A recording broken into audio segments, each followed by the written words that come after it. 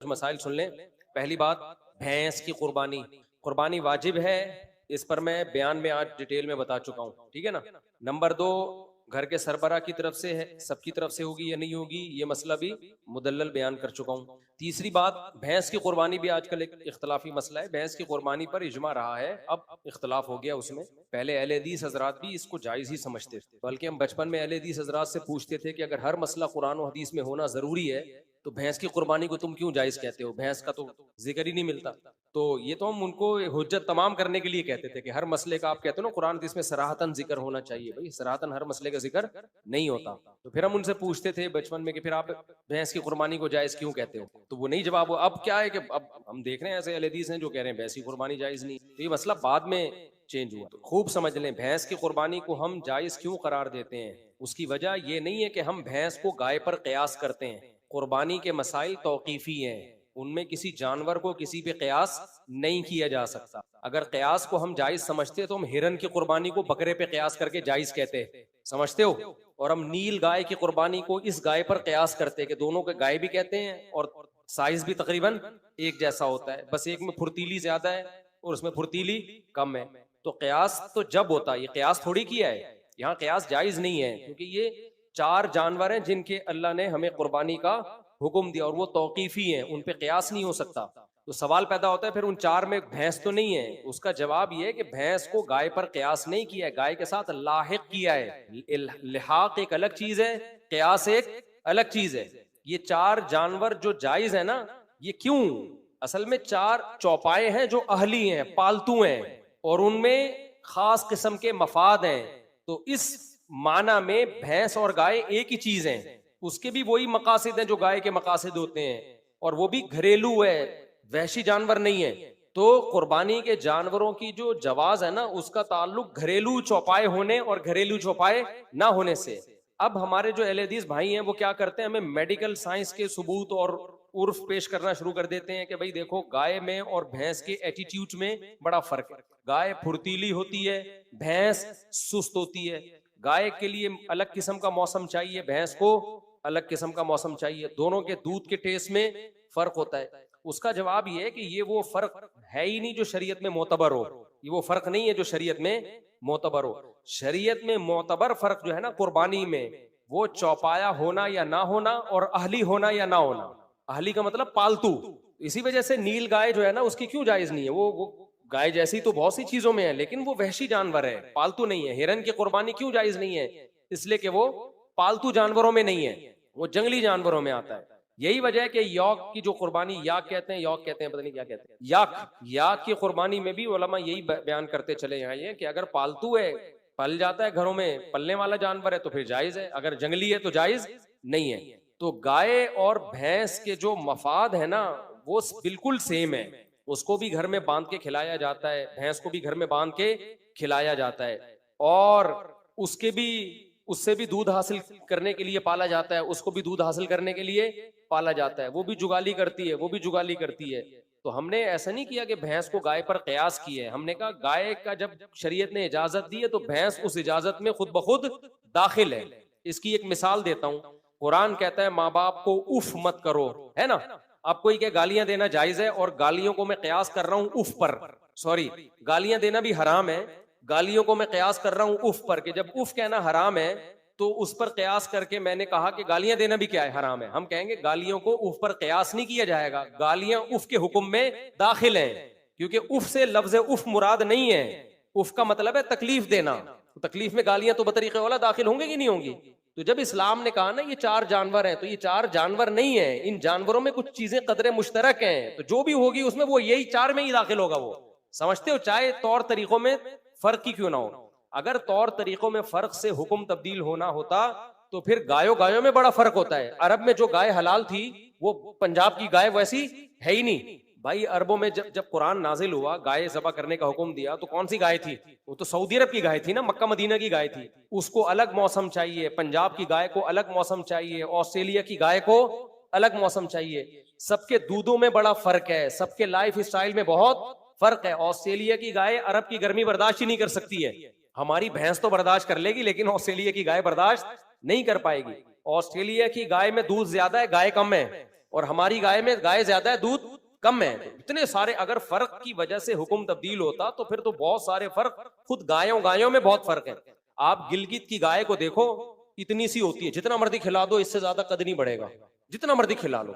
और वो पहाड़ों पे चढ़ चढ़ के ना उनके मसल बहुत मजबूत हो जाते हैं। ये वाली गाय ये स्पीड ब्रेकर पे नहीं क्रॉस कर सकती, ये पहाड़ पे कहां से चढ़ेगी। तो अगर दोनों के एटीट्यूड में फर्क शरीयत में मोतबर है, तो गाय और भैंस में इतना फर्क नहीं है, पंजाब की गाय और पंजाब की भैंस में, जितने अरब की गाय और गिलगित की गाय में फर्क है, ऑस्ट्रेलिया की गाय और अंडा मोड़ की गाय में फर्क है। बहुत फर्क है उनके तौर तरीकों में, उनके लाइफ स्टाइल में, दूध की क्वालिटी में बड़ा फर्क है, समझते हो। लेकिन ये फर्क शरीयत में मोतबर नहीं है, क्योंकि वो भी बांध के खिलाया जाने वाला जानवर है, अहली है, ये भी पालने वाला जानवर है। तो इसलिए चौपाया हो पालतू हो, ये है असल। यही वजह है कि शरीयत ने हमें कहा ना दुम्बई की कुर्बानी हलाल है, तो उसमें चक्की वाला भी आ गया, भेड़ भी आ गया। हालांकि दोनों में बहुत फर्क है, लेकिन फायदे सबके क्या हैं। चक्की होने ना होने से वो चौपायों की फहरिस्त से भी नहीं निकले और पालतू होने की फहरिस्त से भी नहीं निकले। हालांकि चक्की वाला दुम्बा और बगैर चक्की वाला, पंजाब का कजला और कराची का दुम्बा, बहुत जमीन आसमान का फर्क है उसमें। कजला बिल्कुल ही एक अलग चीज है, एनकी और बगैर एनकी बड़े फर्क है, कीमतों में बड़ा फर्क है, गोश्त के जायकों में बड़ा फर्क है। लेकिन क्या है, चौपाए सब हैं और पालतू सब हैं। तो ये फर्क शरीयत ने मोतबर नहीं। अरबों में जो दुम्बे होते थे, हो सकता है वो पंजाब में होते ही ना हो वो वाले दुम्बे, अब हो गए हो, पहले ना होते हो। लेकिन जब दुम्बा है तो चौपाया है और घरेलू है, तो फिर इन फर्क का शरीयत में एतबार नहीं है। इसलिए हमारे नजदीक बिल्कुल वही गाय की भैंस की कुर्बानी में अजर है जो गाय की कुर्बानी में है। समझते हो, बैल काटो भैंस काटो कोई फर्क नहीं है, बल्कि भैंसा इस लिहाज से ज्यादा बेहतर है कि माहिरीन जो हकीम हैं, जो गिजाओं के माहिर होते हैं, वो हकीम कहते हैं कि भैंस के गोश्त में फायदे गाय के गोश्त से ज्यादा है, उसमें फैट भी कम होता है, और इकोनॉमिकली भी आपको वो इसलिए सस्ता पड़ता है कि उसमें गोश्त निकलता बहुत है। समझते हो, कट्टा जो है ना, कट्टे को तो बोलते ही, किसी मोटे आदमी को कट्टा तो बोलते हैं, भैंसा ही तो बोलते हैं उसको। तो उसमें गोश्त भी ज्यादा है, उसके गोश्त में बादीपन भी कम है। जो माहिर हकीम है वो बोलते हैं गाय दूध का पियो, गोश्त भैंस का खाओ। अब अगर कहीं भैंस के गोश्त सही नहीं है तो वो बुड्ढी बुड्ढी भैंसें जो एक्सपायर हो चुकी होती हैं उनको जबा कर रहे होते हैं। लेकिन अगर कट्टे को आप जबा करो ना, तो कट्टे का गोश्त मतलब बोले कट्टा कट्टा ही होता है भाई। अलबत्ता हमारे यहाँ कट्टा इसलिए कुर्बान नहीं किया जाता भैंसा कि वो होता कमबख्त इतना ताकतवर है और इतने मसल्स होते हैं उसमें गोश्त से भरे हुए कि कसाई गिराने के चक्कर में 2-4 कसाई खुद गिर जाते हैं। यानी कसाई उस कट्टे को गिराए, इससे पहले कट्टे का खतरा होता है कि उसकी गर्दन इतनी, हमारे एक दोस्त लेकर आ गए थे 2 साल पहले, वो गर्दन ही कंट्रोल में नहीं आ रही किसी की, इतनी बड़ी गर्दन है उसकी, वो हिली वो जगह से ही नहीं कोई हिला पा रहा। तो इसलिए भी लोग डरते हैं। तो उस सूरत में शरीयत का मसला ये है कि अगर जानवर गिराना आपके लिए बहुत मुश्किल हो रहा है और उसमें डर है कि लोगों को नुकसान ना पहुंचाए। आप देखो ना, वीडियोस आ रही होती हैं, गाय यहाँ से भागी तगड़ तगड़ तगड़ तगड़ 5-6 बच्चों को पेलती हुई निकल गई, बैल भागा काबू बेकाबू हो गया। कुर्बानी में ऐसा होता है। हमारे एक दोस्त ने बताया कि हम एक बैल लेकर आए, इतना तगड़ा बैल था, वो किसी को करीब नहीं आने दे रहा था, बस जो करीब आया उठा के किक मारता था ना। तो कह रहे हैं बड़ा एक्सपर्ट कसाई लेकर आए, कसाई शो भी बहुत मारते हैं आजकल। कह रहे हैं हमने उनको बोला कि भाई ये बहुत खतरनाक बैल है, इसको जरा एहतियात। उसने कहा अबे बड़े बड़े बैलों को हमने गिराया, ये किस खेत की मूली है। तो वो मुझे कहने लगे, मैंने उसको बहुत समझाया यार थोड़ा एहतियात से करीब। उसने कहा अबे, कह रहे ये बात हो रही है, मैंने देखा कसाई नजर नहीं आ रहा, बैल के करीब गया ना रस्सा वस्सा खोलने जबा करने के लिए, कह रहे मैंने कहा पता नहीं, देखा वो उधर पड़ा हुआ है।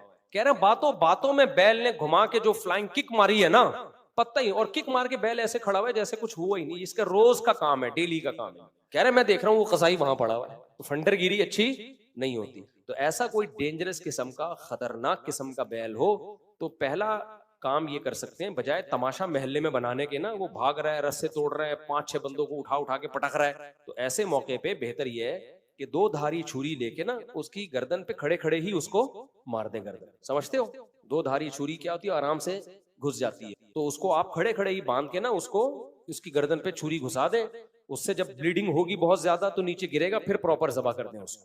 ये सबसे बेहतर तरीका है। लोग शूट करते हैं गोली से शूट करने के बजाय इस तरह से करें, क्योंकि इसमें ब्लीडिंग ज्यादा है। जानवर हलाल करने का एक बड़ा मकसद है उसका खून जिस्म से बाहर निकल जाए। गोली में वो काम प्रॉपर वे में होता नहीं और तकलीफ भी ज्यादा होती है जानवर को। दूसरा ऑप्शन फिर ये है कि अगर वो काबू में नहीं आ रहा है, आपके भाग रहा है इधर उधर, और तो फिर शूट भी किया जा सकता है उसको, तो उसको गोली से शूट करें, लेकिन वो गोली का शूट से अगर मर गया तो हलाल नहीं होगा, जब गिर जाए फिर जाके उसको जबा कर दे। अलबत्ता गोली अगर धारीदार है, धारी का मतलब ब्लेड है उसके आगे, तो फिर बिस्मिल्लाह ही अल्लाहू ऊपर पढ़ के अगर आपने गोली चलाई और वो धार लग गई उसके अंदर, तो भी गिरेगा तो आप पर जबा करना वाजिब है, लेकिन आपके पहुंचने से पहले अगर मर गया तो फिर हलाल है वो, समझते हो।